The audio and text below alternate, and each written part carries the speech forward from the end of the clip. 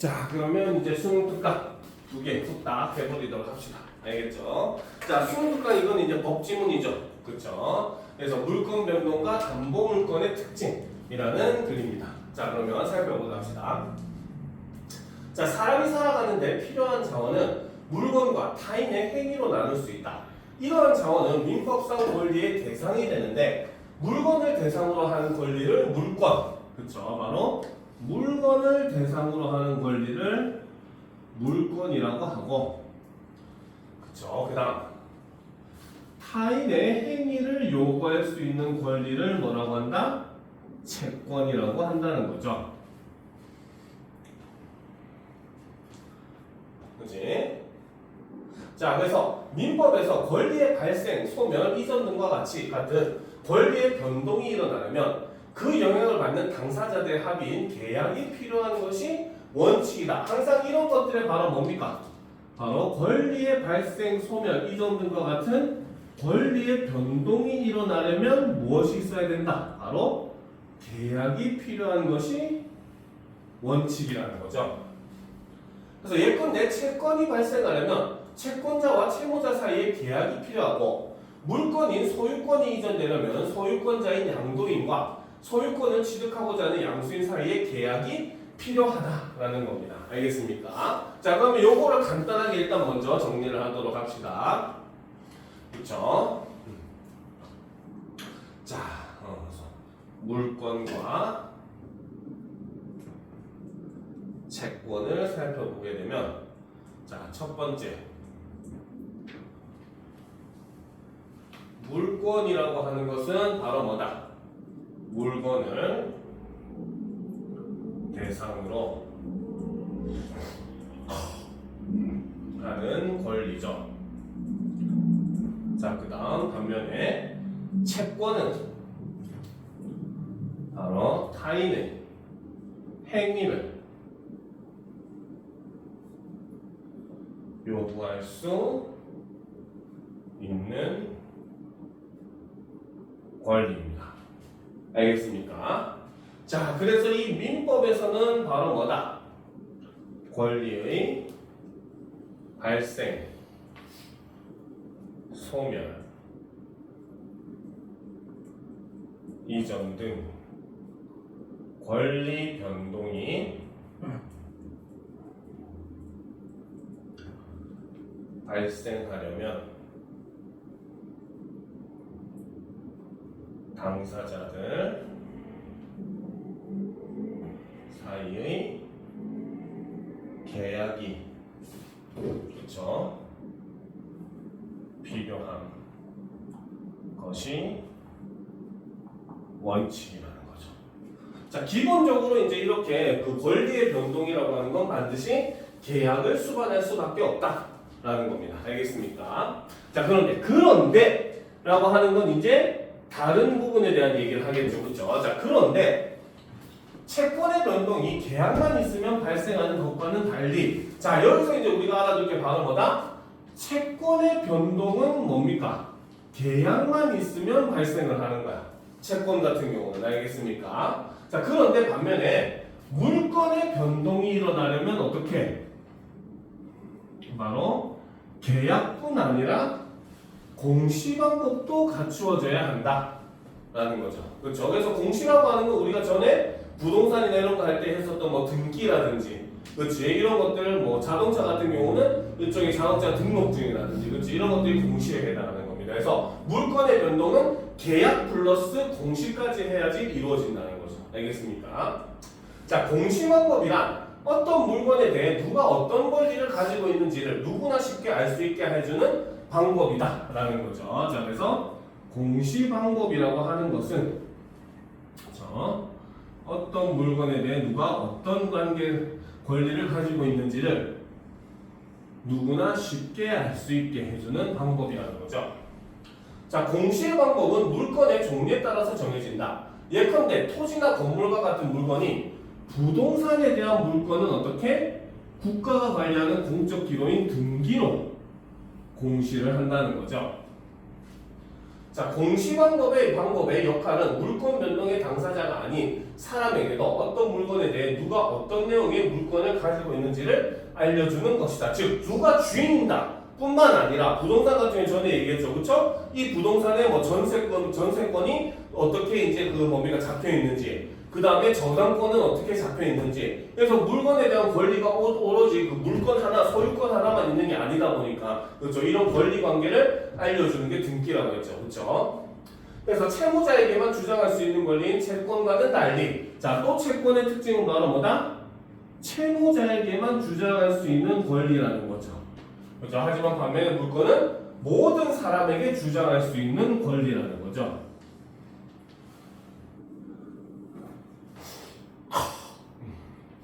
됐습니까? 그렇죠? 자, 그러면 요거 좀 지우고 보도록 합시다.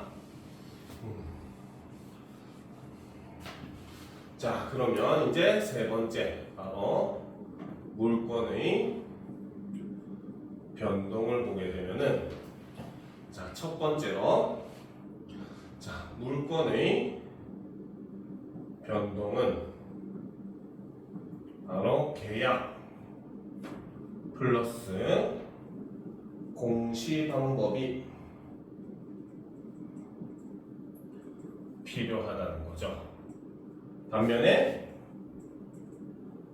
채권은 바로 계약만 필요하다는 거죠. 이런 점은 차이점이라는 겁니다. 알겠습니까? 자, 여기서 이제 두 번째 공시 방법이라고 하는 것은 바로 어떤 물건에 대해 누가 어떤 권리를 가지고 있는지를 누구나 쉽게 알 수 있게 해주는 방법이죠. 가장 대표적인 예가 바로 부동산 같은 경우는 등기를 하는 방식을 사용한다는 거죠.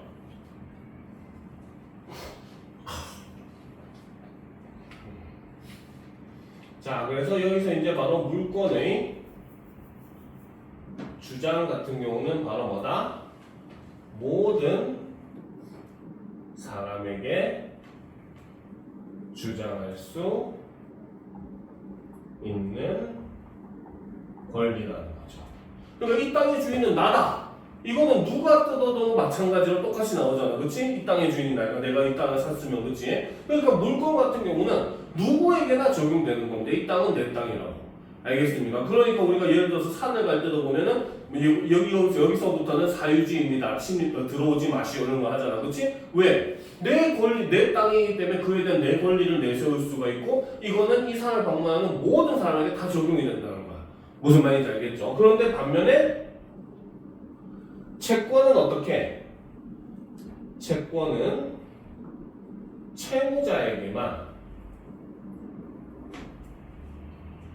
주장을 할 수 있다는 거죠.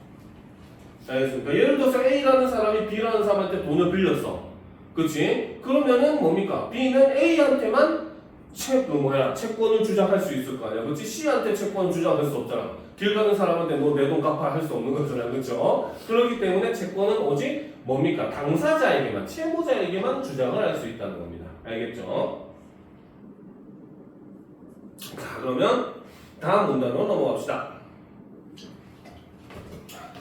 자, 그래서 민법상의 권리 변동은 계약 없이 이루어질 수도 있다는 거죠. 아까 앞에서는 일반적으로는 계약을 동반하는 게 일반적인데, 하지만 이제 이 권리 변동은 바로 뭡니까? 계약 없이 이루어질 수도 있다는 거죠. 자, 이때는 법률에 규정된 요건이 충족되면 당사자의 의사와 무관하게 권리 변동이 일어난다는 겁니다. 법률에 규정된 요건이 충족되면 당사자의 의사와 무관하게 권리 변동이 발생을 한다는 거죠. 자, 또한 법률에 의한 물권 변동은 계약에 의한 물권 변동과는 달리 공시 방법을 갖추지 않아도 일어난다. 즉 계약 없이 이루어지는 게 바로 법률에 의한 물권 변동이 되는 것이고 이 법률에 의한 물권 변동은 바로 뭐다? 공시 방법을 갖추지 않아도 발생할 수 있다는 거죠. 알겠습니까? 알겠죠? 그래서 이거는 뭡니까? 법률에서 물권 변동을 시키고 공시해도 되는 거죠. 나중에. 알겠죠? 자, 예컨대 빚을 갚지 못한 채무자의 재산을 법원에서 경매하는 경우 법원의 매각 허가 결정을 받은 매수인이 매각 대금을 납부하면 등기를 하지 않아도 곧바로 소유권을 취득한다. 또한 부동산 소유자가 사망한 경우 망인의 배우자나 자녀 등의 상속인은 등기 없이 부동산을 상속한다라는 거죠. 그래서 대표적인 예가 바로 뭐다? 바로 빚을 갚지 못한 채무자의 재산을 법원에서 경매를 하는 경우, 그렇죠? 이때는 바로 뭐다? 매수인이 매각 대금을 납부하면 등기를 하지 않아도 곧바로 소유권을 취득한다는 거죠. 또 다른 예가 바로 뭐다? 부동산 소유자가 사망한 경우는, 그렇죠? 바로 뭐다? 상속인은 등기 없이 부동산을 상속할 수 있다는 겁니다. 알겠습니까? 그래서 법률에 의한 등기 물권 변동의 대표적인 게 바로 빚에 의해서 경매를 하는 거, 그 다음 두 번째가 바로 사망에 의해서 상속되는 거, 이런 것들이 있다는 거죠. 자, 이처럼 법률에 의한 물권 변동은 공시방법 없이 발생하지만 나중에 공시방법을 갖출 수 있다는 거죠. 그래서 법률에 의한 물권 변동은 공시방법 없이 발생을 하지만 나중에 공시방법을 갖출 수 있다. 예컨대 상속인은 상속받은 재산인 부동산에 대해 자신이 상속받은 몫인 상속분을 등기를 할 수가 있더라라는 겁니다. 알겠습니까? 자, 요거 지워도 되겠죠? 그렇죠? 자, 그래서 여기서는 이제 네 번째로 무엇에 대해서 얘기한다? 자, 바로 계약 없이 일어나는 물권 변동을 다루더라는 거죠. 그렇죠? 이거는 이걸 바로 뭐다? 법률에 의한 물권 변동이라는 거죠. 알겠습니까? 자, 그래서 법률에 의한 물권 변동은 첫 번째 바로 뭐다? 법률에 규정된 조건이 충족이 되면 바로 당사자 의사와 무관하게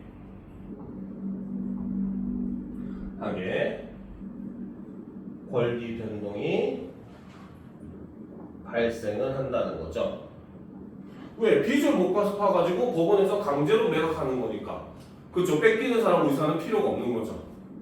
알겠습니까? 자, 그리고 이제 두 번째. 그렇죠? 자, 이거는 바로 뭐다? 자, 이 경우는 공시 방법을 갖추지 않아도 되더라는 겁니다. 알겠습니까? 자, 그래서 예로서 제시한 게 첫 번째가 바로 뭐다? 바로 채무자의 재산을 법원에서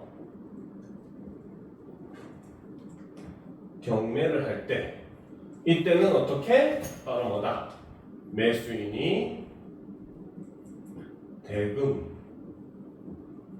납부하면 곧바로 소유권을 취득을 한다는 거죠. 그래서 실제로 부동산 경매 물권은 굉장히 많이 올라오죠. 그치? 자, 그리고 두 번째, 부동산 소유자의 사망인 경우에 이 경우는 어떻게? 상속인은 등기 없이 상속을 하게 되는 거죠. 하지만 이 경우라도 바로 뭐다? 공시 없이 발생해도 나중에 공시를 갖출 수 있죠. 사실상 나중에는 반드시 공시를 하긴 해야 됩니다. 알겠습니까? 됐습니까?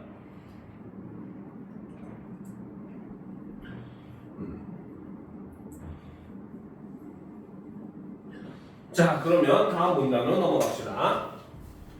자, 물건에는 여러 종류가 있는데 그중 담보 물건은 물건의 사용이 아니라 금전 채권자의 채권의 회수를 목적으로 한다는 점에서 물건의 사용을 목적으로 하는 소유권 등의 물건과는 다르다라는 거죠. 자, 여기서 담보 물건이라고 하는 거는 바로 뭐다? 바로 금전 채무자의 채권의 회수를 목적으로 한다라는 거죠. 그렇죠. 그래서 물건 사용과는 전혀 관련이 없는 겁니다. 알겠습니까? 그렇기 때문에 보통 이 담보 물건을 받으면 이건 어떻게 경매나 이런 방식으로 처분해가지고 금전으로 받으려고 하죠. 알겠습니까? 자, 담보 물건은 금전 지급이라는 특정한 행위를 요구할 수 있는 권리인 금전 채권의 실현을 위해 필요하다라는 거죠. 그래서 담보 물건은 금전 지급이라는 특정한 행위를 요구할 수 있는 권리인 금전 채권의 실현을 위해서 필요하다는 거죠. 그 이유는 무엇일까? 채무자가 금전을 지급할 채무를 이행하지 못하면 채권자는 채무자가 가진 물건을 법원 경매로 팔고 매수인이 납부한 매각 대금을 받을 수 있다. 이때 동일한 채무자에 대한 금전 채권자가 여러 명이면 경매 대금을 각자의 채권액에 비례하여 나눠 가지는 것이 원칙이므로 특정한 채권자가 자신의 채권액 전액을 먼저 받을 수 있는 권리인 우선 변제권은 예외적으로만 인정이 된다는 거죠. 알겠습니까? 그래서 일반적으로는 채권을 가지고 있으면 그 사람들이 나누어 가진다는 겁니다. 금액에 비례해서. 알겠죠? 자, 담보 물건은 이러한 우선 변제권을 내용으로 하는데 우선 변제권은 바로 뭐다? 바로 채무자뿐 아니라 동일한 채무자에 대한 다른 채권자들에도 주장할 수 있어야 한다는 거죠. 그래서 이를 위해서 물건의 성질을 그렇기 때문에 담보 물건은 갖추어야 된다는 겁니다. 알겠습니까? 물건의 성질을 갖추지 못하면 변제권을 못 얻게 되거든요. 알겠습니까? 오케이? 그렇죠? 자, 그러면 이제 이거 좀 지우고 보도록 합시다. 자, 여기서 다섯 번째 설명하는 게 바로 담보 물건. 이라는 거죠. 자, 이거는 바로 뭐다? 금전 채권자의 채권의 회수가 목표라는 거죠. 그렇죠? 자, 그래서 이 담보 물건이라고 하는 것은 바로 뭐다? 금전 채권, 즉 금전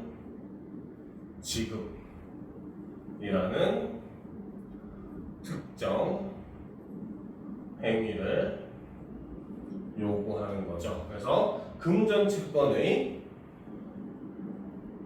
실현을 위해 필요하다는 겁니다. 알겠습니까? 자, 그랬을 때 이제 이 담보 물건 같은 경우는 바로 뭐다? 그렇죠? 채권자는 채무자 소유의 물건을 법원 경매로 팔고, 그렇죠? 매수인이 납부한 매각 대금을 받을 수 있다는 거죠.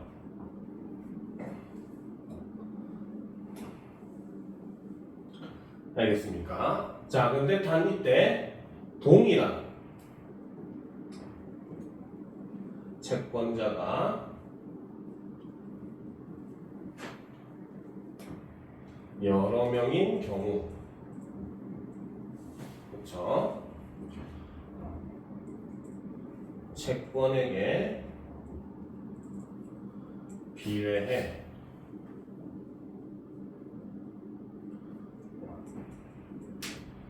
매각 대금을 받는다는 거죠. 자, 여기서 이제 우리가 독특하게 봐야 될 게 바로 우선 변제권이 있죠. 그래서 우선 변제권이 인정되는 경우는 대부분이 이제 예를 들어서 부동산, 특히 이제 집과 같은 건물을 이제 매각할 때 거기에 있는 세입자들 이런 사람들 보호하기 위해서, 사회적 약자들을 보호하기 위해서 설정하는 게 바로 이런 우선 변제권입니다. 알겠죠? 그래서 이것은 바로 뭐다? 그래서 우선 변제권이라고 하는 것은 그렇죠? 바로 특정한 채권자가 자신의 채권의 전액을 먼저 받을 수 있는 권리이고, 이 우선 변제권 같은 경우는 바로 뭐다? 예외적으로 허용을 하죠. 왜? 남발하게 되면 서로 먼저 받으려고 할 거 아니야. 그렇죠? 그럼 의미가 없어지겠지. 자, 그렇기 때문에 이 우선 변제권은 바로 뭐다? 바로 채무자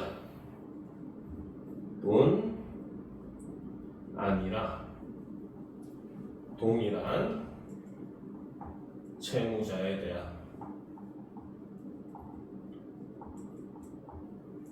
다른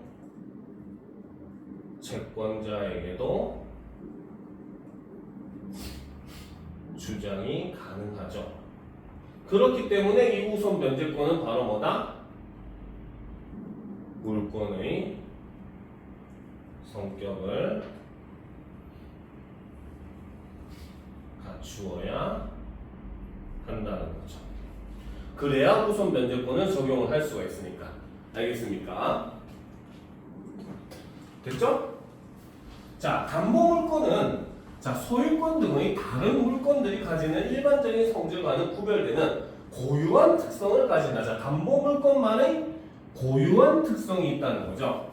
자, 이러한 특성은 담보물권의 목적은 물권의 사용이 아니라 채권자의 금전 채권 회수라는 것을 반영한다. 자, 그래서 첫째, 담보물권은 채무자가 채무 전액을 갚으면 자동으로 소멸하는데, 그렇죠? 이것은 법률에 의한 물권 변동에 해당한다는 거죠. 해당한다는 거죠. 자, 둘째, 채무자가 채무 전액을 갚기 전까지는 담보물 전부에 대해 담보물권이 유지가 된다는 거죠. 자, 그 다음 셋째, 자, 담보물권의 대상은 물건 자체가 아니라 그 물건의 가치이므로 물건이 사라져도 그 물건을 대체하는 이익이 발생하면 그 이익이 담보물권의 대상이 될 수 있다는 거죠. 알겠습니까? 예컨대 담보물인 주택이 불타 없어지더라도 그 주택의 소유자인 채무자가 화재보험금 청구권을 취득하면 담보물권자는 원래의 담보물 대신 화재보험금에 대해 담보물권을 행사할 수가 있다는 겁니다. 알겠습니까? 자, 그래서 담보물권을 조금 더 이제 밑에 정리를 하게 되면, 그렇죠? 자, 담보물권의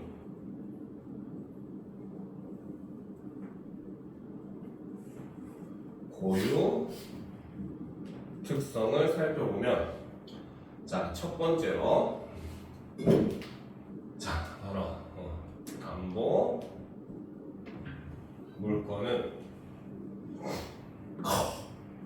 채무자가 채무 전액을 갚으면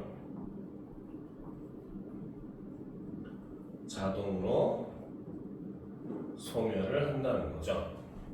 자, 그리고 두 번째, 이것도 근데 역시 바로 뭐다? 법률에 의한 물권 변동이죠. 얘도 합의는 필요 없다는 거죠. 자, 두 번째는 자, 채무자가 채무 전액을 갚기 전까지 담보물 전부에 대한 담보 물건이 유지가 되고, 마지막 세 번째는 바로 뭐다? 자, 담보 물건은 물건이 사라져도 그 물건을 대체하는 이익 발생 시 그 이익이 담보 물건의 대상이 된다는 거죠. 알겠습니다. 그래서 이거 세 가지가 바로 담보 물건의 고유 특성까지 설명을 하면서 글을 마치고 있는 거죠. 알겠습니까? 그래서 물건과 이런 담보 물건에 대한 그런 내용을 다루고 있는 글이었습니다. 알겠죠?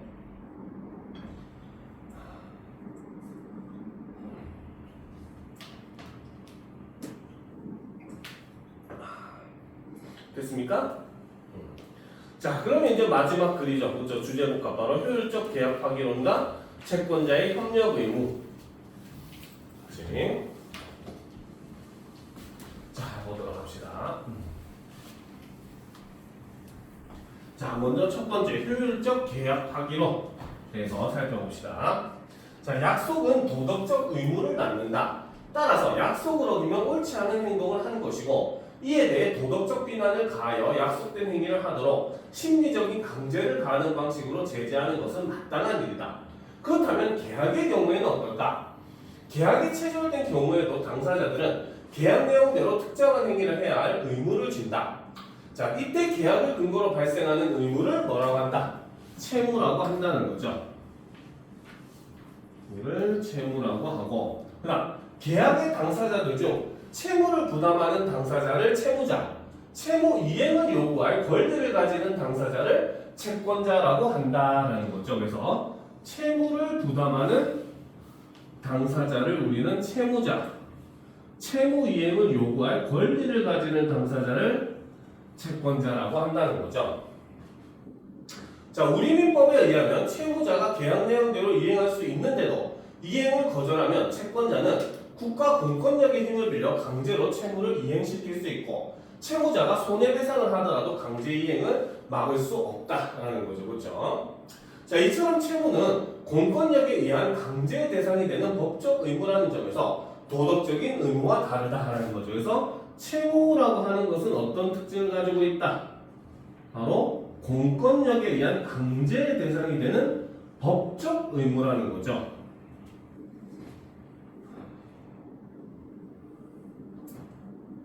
자, 그런데 이제 여기서 도덕적 의무 위반이라고 하는 것에 대한 제재는 도덕적인 비난에 의한 심리적 강제에 그치기 때문이다. 사람들 손가락질은 받을지언정 법적으로 내가 뭔가 할 필요는 없다는 거죠. 그렇죠? 그런데 반면에 그러나 채무 이행 의무가 도덕적 의무가 아니라고 단정할 수는 없다. 만약 계약도 약속의 일종이라고 본다면 채무 불이행은 법적 의무를 위반한 것일 뿐만 아니라 약속 준수라는 도덕적 의무도 위반한 것이라고 할 수 있기 때문이다 라는 거죠. 근데 사실 실속이 있는 내용은 별로 없기는 하죠. 지금까지. 자, 요거 간단하게 정리를 하도록 합시다.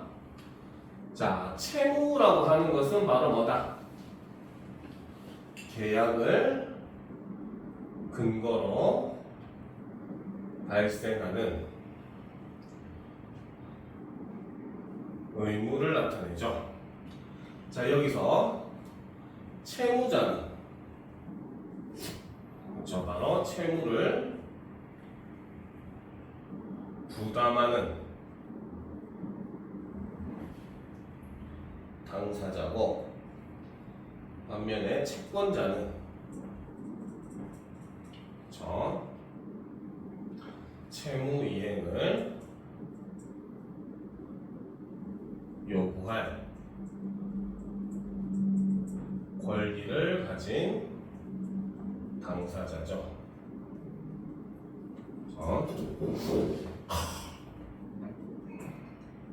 자, 하지만 이 채무라고 하는 것은 바로 뭐다? 바로 공권력에 의해 강제되는 법적 의무라는 거죠.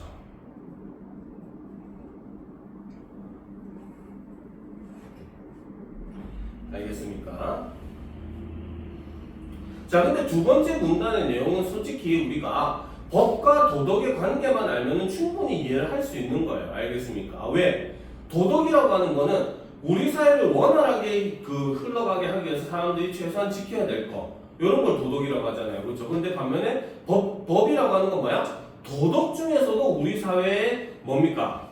안전, 그 다음에 유지, 질서, 이런 걸 위해서 꼭 반드시 사회 구성원이 지켜야 될 것들만 강제적인 요건으로서 집어넣은 게 법이잖아요. 그렇죠? 그렇기 때문에 법을 어기는 건 이꼴 도덕을 어기는 게 되는 겁니다. 일종의 법은 도덕의 부분 집합이라고 볼 수 있는 거예요. 알겠죠? 반면에 도덕을 어기는 거는 법을 어기는 거다. 이거는 틀린 말이 되겠죠. 그렇죠? 그죠? 자, 그러면 다음 문단을 봅시다. 자, 우리 민법의 입법 태도와는 달리 채무자가 계약 내용대로 이행하지 않더라도 채권자가 입게 될 손해를 충분히 배상하면 효율적 계약하기에 해당하고, 이것은 도덕적으로 문제되지 않는다는 견해도 있다라는 거죠. 그렇죠? 자, 그래서 어떤 사람은 어떻게 바로 자, 채무자가 계약 내용대로 이용하지 않더라도 채권자가 입게 될 손해를 충분히 배상을 하게 되면은 어떻게 이것을 효율적 계약하기에 해당한다라고 보는 사람이 있다고. 이 경우는 어떻게 도덕적으로 문제되지 않는다 라고 생각을 한다는 거죠. 자, 이 견해는 묵시적 합의 이론을 근거로 하는데, 그렇죠? 채무자가 계약 내용에 따른 이행 대신 손해배상을 하는 것은 계약 위반이 아니라 계약 준수라고 본다는 거죠. 그래서 바로 계약 내용에 따른 이행 대신 손해배상을 하는 것은 계약 위반이 아니라 계약 준수다 라고 보기 때문에 바로 뭐다? 효율적 계약 파기가 가능하다라는 거죠. 그래서 채무자가 손해배상만 하고 채무의 이행을 거절하는 것도 계약 이행에 해당하므로 법적으로나 도덕적으로나 문제되지 않는다는 것이다. 이러한 주장의 논거는 다음과 같이 요약할 수 있다. 계약의 내용은 계약서 기재와 같은 명시적 방법뿐 아니라 묵시적인 방법으로도 정해질 수 있다. 이처럼 묵시적 합의도 계약 내용이 될 수 있다면 대부분의 계약에는 채무자에게 위와 같은 선택 가능성을 부여하는 것이 포함된 것으로 해석할 수 있다. 채무자에게 선택 가능성이 보장된 경우가 그렇지 않은 경우에 비해 채무자에게 더 유리하므로 채무자는 더 낮은 대가를 요구하기 마련이고, 채권자가 가장 낮은 대가를 요구하는 채무자와 계약을 했다면 채무자가 효율적인 계약 파기를 선택할 수 있다는 것에 대해 묵시적으로 합의했다고 볼 수 있다는 거죠. 알겠습니까? 즉 쉽게 말하면, 자, 말이 좀 어려운 것 같지만 사실 그냥 뭐 별 내용 없는 거죠. 그죠? 그냥 말 그대로 법적 절차 다 건너뛰고 그냥 손해배상의 방식으로 하더라도 그것은 뭡니까? 계약 이행으로 볼 수 있다는 겁니다. 알겠습니까? 비록 법정인 위치, 법정에 가가지고 법은 그에 대한 손해배상 청구를 해서 받은 건 아니긴 하지만 이로 인해서 요구될 수 있는 그런 손해배상을 내가 충분히 했다면 이거는 그냥 계약을 이행했다라고 그대로 볼 수 있다라고 본다는 거죠. 알겠습니까? 자, 그래서 이제 이거는 두 번째 공문의 강력 법적 의무인데, 자, 여기서 바로 효율적 계약하기의 내용이 나온다는 거죠. 그렇죠? 자, 효율적 계약하기라고 하는 것은 바로 뭐다? 채무자가 계약 내용대로 이행하지 않더라도 채권자가 입게 될 손해를 충분히 배상하는 것이고, 이 경우 이것을 바로 뭐다? 도덕적으로 문제되지 않는다는 견해죠. 근데 중요한 건 이건 견해 하나일 뿐입니다. 이걸 용납하지 않는 견해도 있겠죠. 그러면 알겠어요? 무조건 계약은 약속이니까 그대로 이행해야 된다라고 보는 그런 관점도 있긴 할 거 아니야. 그렇지? 자, 그런데 이 효율적 계약 파기 같은 경우는 바로 뭐다? 묵시적 합의 이론이 근거라는 거죠. 그렇죠? 그래서 묵시적 합의 이론에 따르면 바로 뭐다? 계약 내용에 따른 이행 대신 손해배상을 하는 것은 계약 준수다라고 본다는 거죠.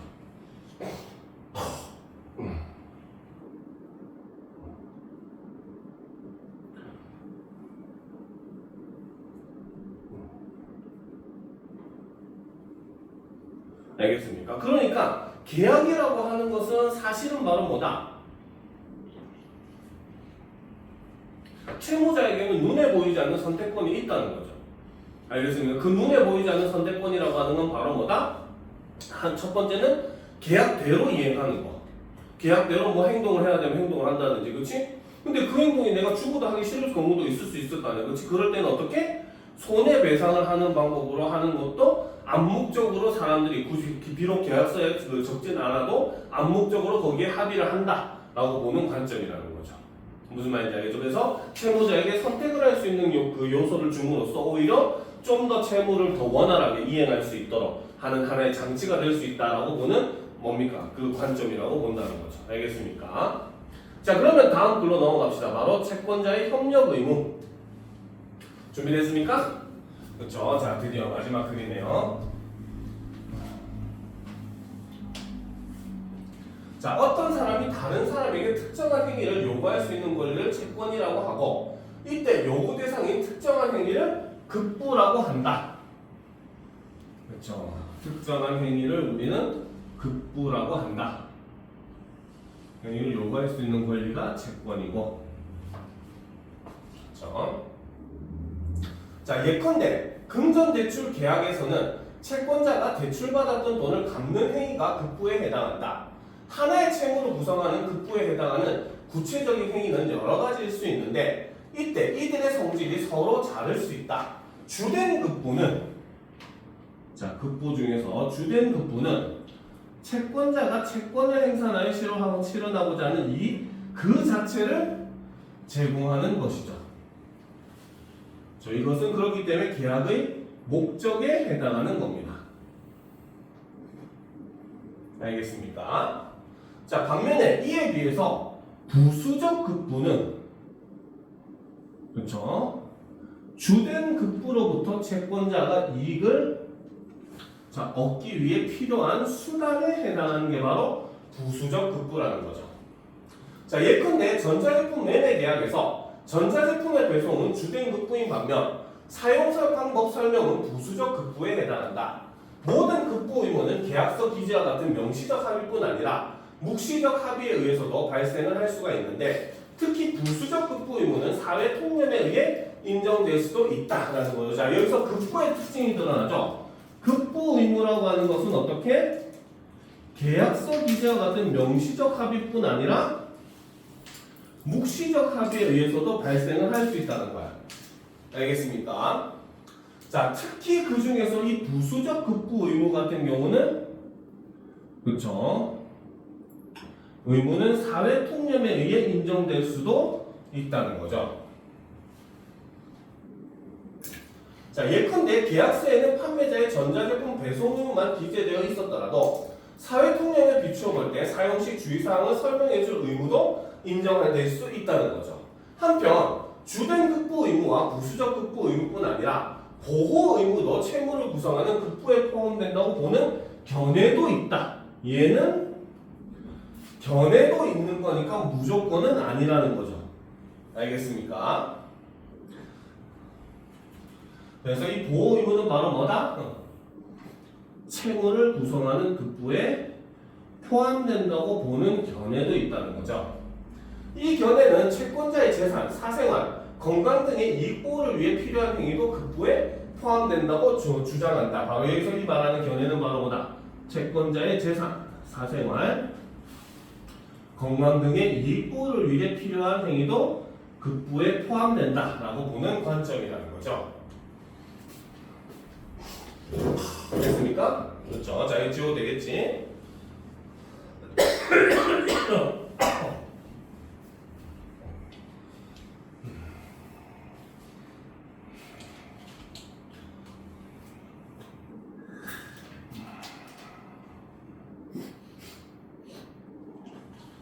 잠깐만. 자, 여기서 그러면 자, 채권이라고 하는 것은 그렇죠? 자, 어떤 사람이 다른 사람에게 특정한 행위를 요구할 수 있는 권리를 나타내고, 여기서 이제 채권에서 주장하는 요구하는 특정한 행위가 바로 급부라는 거죠.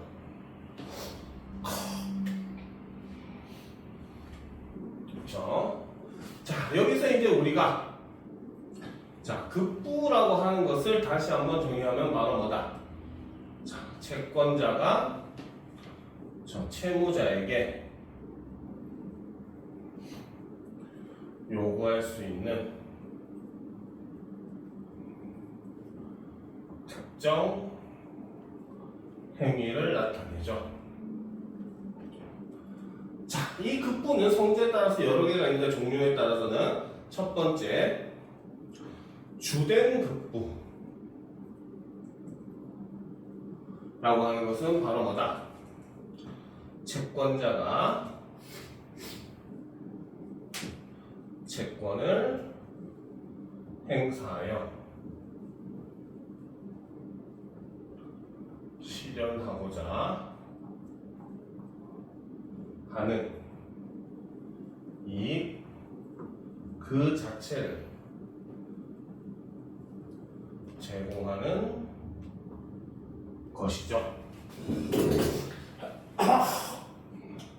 그렇기 때문에 이 주된 급부가 바로 계약의 목적 그 자체가 되는 거죠.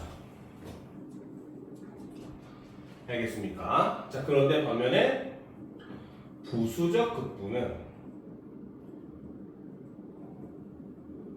바로 뭐다? 주된 급부로부터 채권자가 이익을 얻기 위해 필요한 수단에 해당한다는 거죠.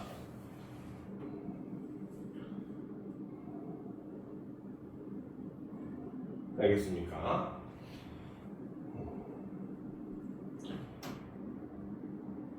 자, 여기서 이제 바로 뭐다? 자, 모든 급부 의무는 명시적 합의뿐 아니라 묵시적 합의에 의해서도 발생이 가능한데, 그 중에서도 특히 부수적 급부는 극부는 어떻다? 사회 통념에 의해 인정도 가능하다는 거죠.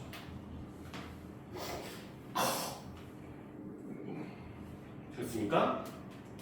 자, 그런데 이제 플러스 바로 경혜에 따라 이건 무조건이 아니라는 거죠. 그렇죠? 이거는 무조건이 아니다. 일반적으로는 주된 극부와 부수적 극부만 보는 거야. 알겠지? 그런데 견해에 따라서는 바로 뭐다? 세 번째로 보호 의무를 얘기하기도 한다는 거죠. 이거는 바로 뭐다? 채권자의 재산, 사생활,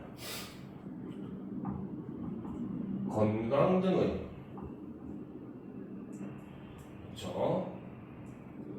이 보호를 위해 필요한 행위도 극부에 포함된다고 보는 견해라는 거죠.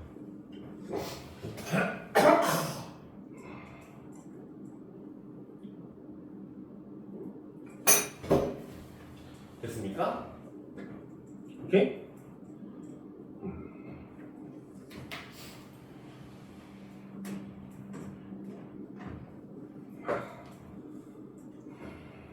다 적었어? 계속 보다 합시다. 자, 그래서 극부 의무를 성질에 따라 분류하는 것은 채무자의 고의나 과실로 인해 극부가 실현되지 못하게 된 채무 불이행이 발생했을 때 의무가 있다는 거죠. 그렇죠? 그래서 여기서 채무 불이행이라고 하는 것은 바로 뭐다? 채무자의 고의나 과실로 인해 극부가 실현되지 못하게 되는 것이라는 거죠.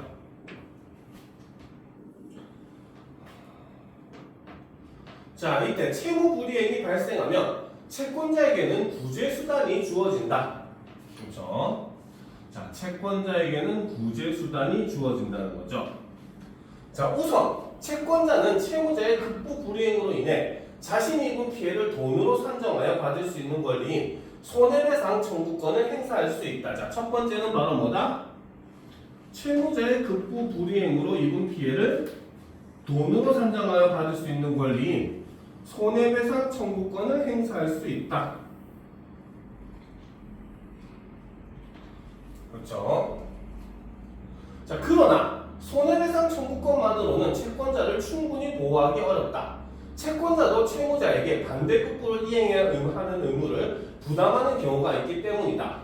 예컨대 갑이 을로부터 X 물건을 100만 원에 구입하기로 하는 매매 계약을 체결했는데 을이 X 물건을 넘겨줄 채무를 이행하지 않는 경우 갑이 을에게 X 물건 대신 손해배상금을 받으려면 반대급부인 100만 원을 을에게 지급해야 한다. 따라서 채무 불이행을 당한 채권자를 구제하려면 채권자에게는 뭡니까? 계약을 파기함으로써 두 번째 바로 뭐다? 파기함으로써 반대급부 의무를 벗어날 수 있는 권리인 해제권도 보장이 돼야 된다는 거죠. 자, 그런데 채무 불이행의 효과로서 채권자에게 주어지는 손해배상 청구권과 계약 해제권 중 손해배상 청구권은 채무자가 위반한 급부 의무의 성질이 무엇이건 인정되는 데 비해 해제권은 채무자가 주된 급부를 위반했을 때만 인정이 된다라는 거죠. 그래서 이거는 비교를 해야 된다는 거, 그렇지? 그래서 바로 뭐다? 손해배상 청구권은 채무자가 위반한 급부 의무의 성질이 무엇이건 간에 인정이 된다는 거. 언제나 인정이 된다는 거죠. 그렇죠? 반면에 해제권은 채무자가 주된 급부의 의무를 위반했을 때만 인정. 즉 그 말은 부수적 급부를 위반했을 때는 인정되지 않는다는 뜻이 되겠죠. 알겠습니까? 자, 그럼 이제 이것을 이제 보도록 합시다. 자, 지워도 되겠지 이거? 그렇죠? 자, 여기서 얘기하는 건 바로 채무 불이행이죠.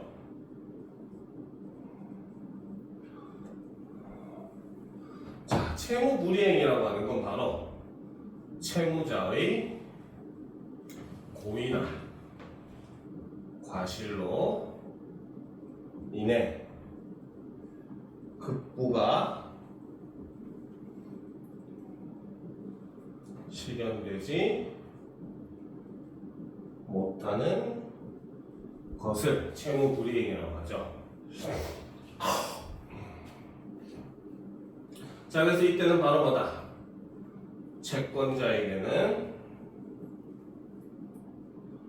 구제수단이 발생을 하는 거죠. 자, 그 첫 번째가 바로 손해배상 청구권. 자, 손해배상 청구권은 바로 뭐다? 채무자의 급부 불이행으로 인해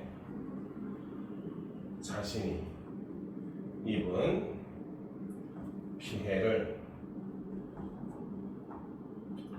돈으로 산정하여 받을 수 있는 권리라는 거죠. 근데 이 손해배상 청구권 같은 경우는 바로 뭐다?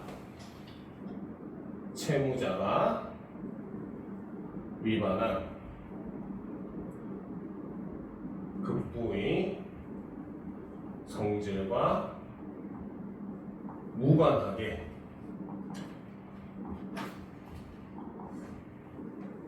인정이 된다는 거죠. 알겠습니까? 자, 그런데 이제 두 번째, 해제권이라고 하는 것은, 그렇죠? 자, 채권자에게 계약을 파기함으로써 반대 급부 의무를 벗어나게 하는 권리라는 거죠. 그런데 이 해제권의 경우는 어떻게? 바로 주된 급부 의무 위반 시에만 인정이 된다는 거죠. 부수적 급부 위반에는 인정이 되지 않는다. 오케이? 됐습니까? 자, 그러면 이제 마지막 문단을 한번 보도록 합시다.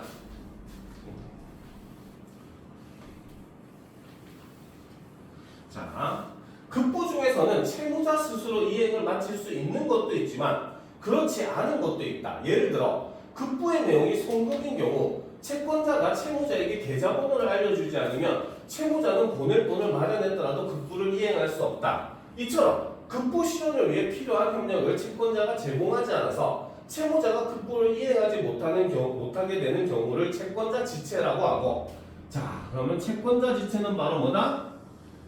채권자가, 그렇죠? 협력을 하지 않아 가지고 급부를 이행하지 못하게 만드는 걸 채권자 지체라는 거죠. 사채업자들이 이런 짓 많이 하잖아. 돈 빌렸다가 다음날 갚으러 가면은 건물 안에 그냥 사무실 텅 비어 있고 문 잠겨 있고 막 그런 거야. 알겠습니까? 그래놓고는 다음날 갔는데 왜 안 갚아? 이러면서 찾아온다는 거지, 그렇지? 이런 게 채권자 지체에 해당한다는 거죠. 알겠습니까? 자, 이로 인해 채권자에게 부과되는 제재는 법률로 정해져 있다.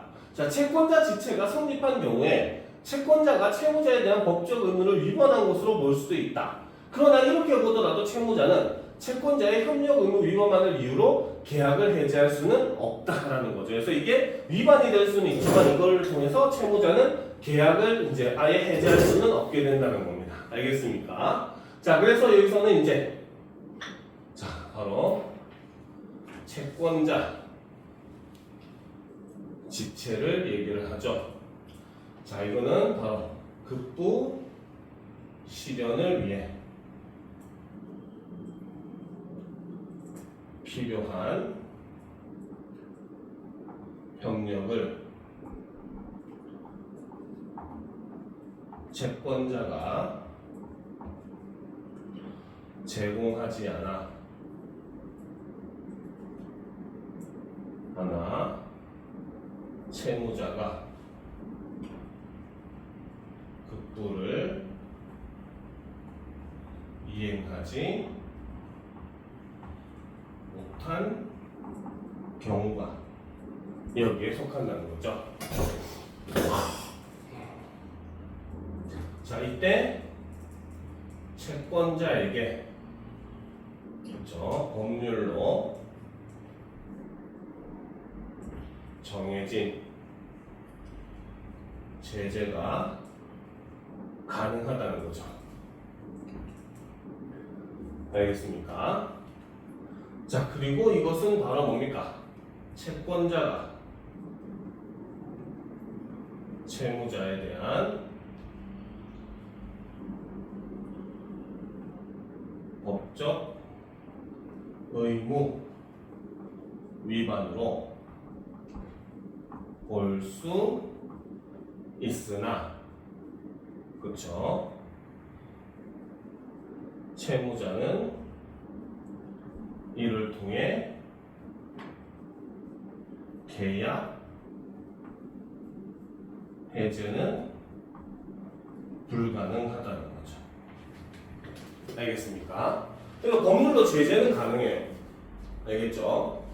오케이? 그러니까 사채업자나 이런 사람들을 이런 걸로도 엮어서 갈 수도 있겠죠. 알겠습니까? 오케이? 그래서 여기까지가 바로 이제 수능 특강 지문도 이제 다 끝난 내용이에요. 알겠습니까?